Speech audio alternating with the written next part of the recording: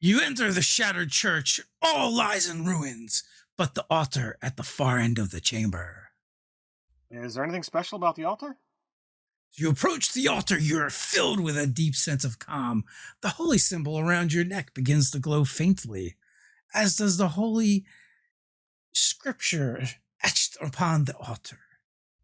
I kneel before the altar and begin praying to my God. This is a place of power, and you begin to take in some of that power into yourself. Well, perhaps we should discuss D&D Places of Power.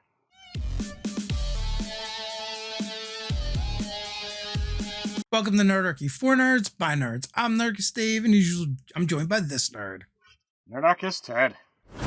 Summon the power of YouTube to your D&D games by hitting that subscribe button. If it's the power of Nerdarchy you're after, you want to ring that notification bell.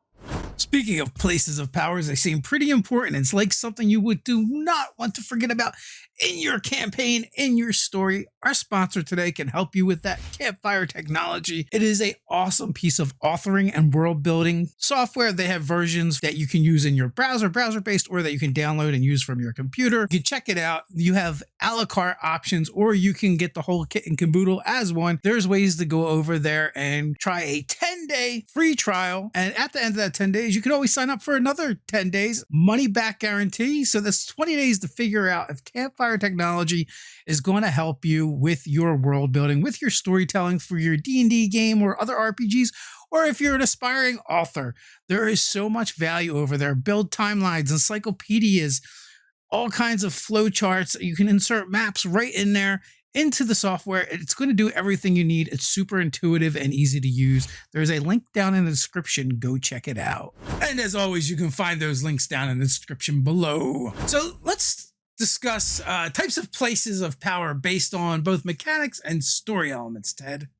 So where do you want to start off first? Well, I feel like there's a bunch of different places that you could kind of have them tailored to mechanics in the games, as well as coming up with the story with them, right? So the mechanics is, that's kind of easy. The story might be a little bit tougher and tying them to it. But, I guess if we jump into it, like you can look at alignments, backgrounds, races, factions, character classes. All of these things could be factors to kind of tie to mechanics and story in your particular campaign setting or world, or even maybe an existing campaign setting. You probably already have these places. And it's entirely possible that some of these are crossovers. Like, you talk about backgrounds, you talk about classes, you talk about races.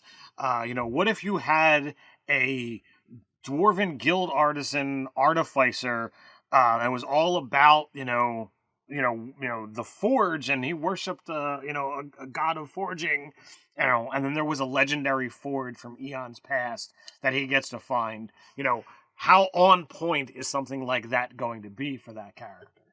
Yeah. So the tricky thing with this is, and the idea is, this is a way to introduce, either temporary or permanent boons or banes into your game, depending on how your characters link up to these particular places of power. Now, the one danger that there is that it being too specific and tied too specifically to particular aspects of the game, which can be tough, right? Like if this is really a place for dwarves or elves or clerics, or warlocks or whatever, right? Then what is the rest of the party? Is there any significance to the rest of the party? Is it just a cool backdrop? How much time are you going to allow it to take up?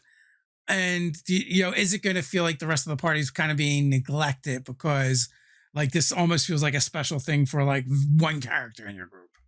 Well, this is always the tough crux, the tough situation to put in. Now, if you are, playing a long story arc and you want to, tailor portions of your game, to give characters certain aspects of, their wish list, or you want to put something in for that particular character. All right, well, this session, it might be a highlight for that one character. Well, if the campaign continues, I would just say highlight them all. They all don't have to, visit a place of power to get their special perk or their special boon, but as you go and do things, everybody gets their time in the sun through one method or another, whether it be, something that gets handed down from an NPC that, they've got a relationship with, whether it's a place of power or something else. There are ways to, get everybody, even, if you will. So I did do a little bit of breakdown of like how you might do things based on character class. So I feel like, you get some crossover where with artificers, bards, clerics, when it comes to clerics of like the arcana and knowledge domains, and wizards. And, like a place of power for those folks might be academies or libraries. These are places that are going to be rich with knowledge that, might have been lost, abandoned places.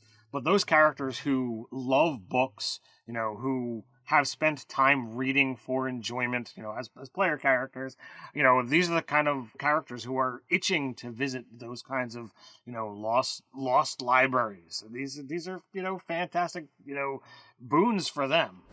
Yeah, and those are all excellent examples, Ted. Great ideas.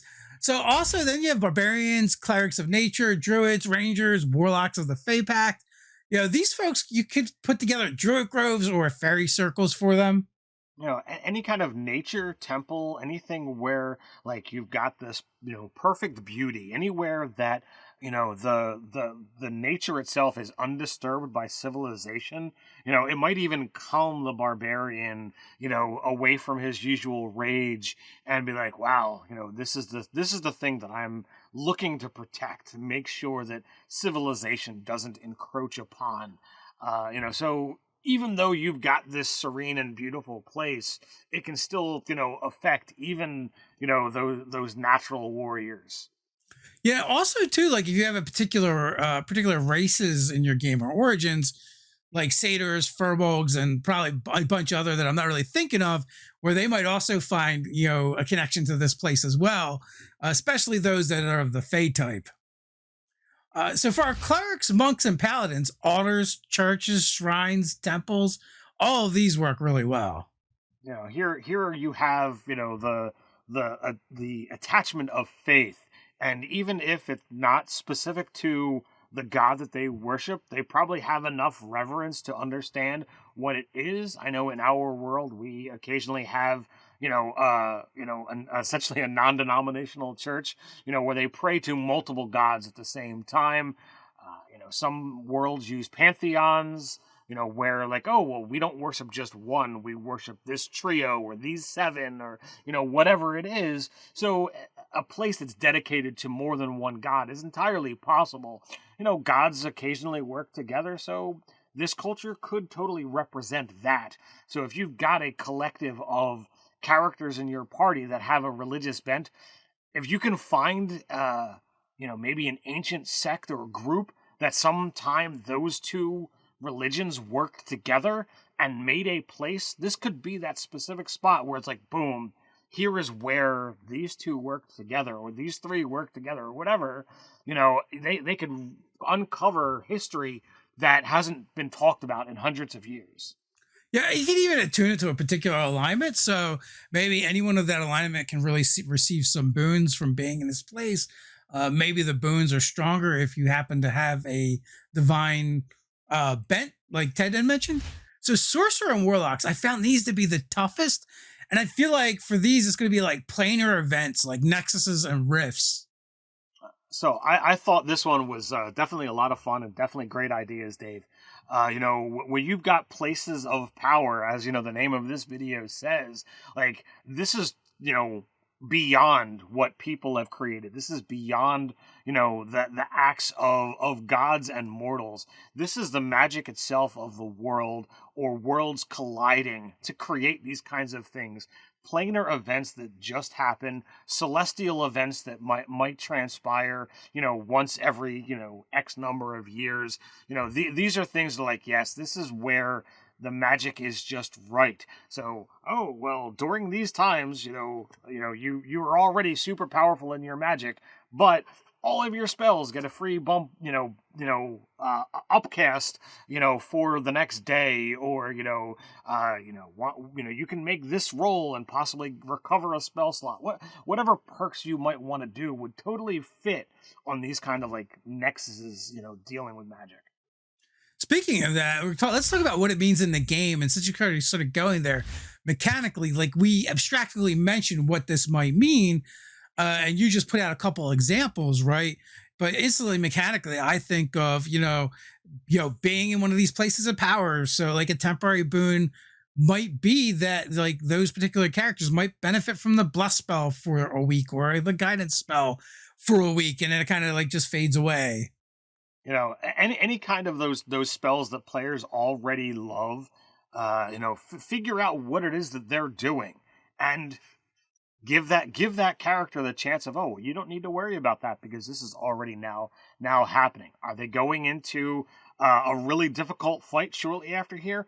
Boom, they've all got a death ward. If you're talking about something that's religious, if you're talking about the arcane boosts, like I just said. If you're talking about the libraries, perhaps it's not a temporary boon, but lost information, things that the world was not aware of, they've found. This could be a place where it's more about the information than about the what my character gets to get out of it. But you don't have to go with temporary boons. There could be permanent boons that happen to your characters. We've often in our games frequently used, you get a free feat or ASI, +2 to a stat, +1 to 2, or a feat of your choice. Just add it to your character. These would be great at any kind of, Fey-oriented place. The nature. It unlocks this potential within you. It could be, from a temple, a divine boon from the gods, goddesses, or the divine entities that reside there. Just for they know what path you're on, and you must unlock the potential within. You must have these gifts in order to succeed at the mission in front of you. Yeah, one of the cool things is to permanently raise someone's maximum. Well, even if you don't give them the bonus, I usually give the bonus, but even if you didn't give them the bonus, it's still really cool because you can't really get those things, right? Now, you had mentioned, it's like story rewards, and we can talk about role play and story for these places of powers, whether it's a vision sequence, whether it's a caretaker or someone that kind of works at these places, or the idea, like you mentioned, like maybe they get information that's been lost to the world no one else has, where it's not a mechanical, tangible benefit. It's part of the story, it's a piece of information that these players, their characters have that no one else in the world maybe has access to. So when I look at these kind of things, these are times where I try to ask characters or ask the players, is there something about your character that you'd like to come out throughout the game?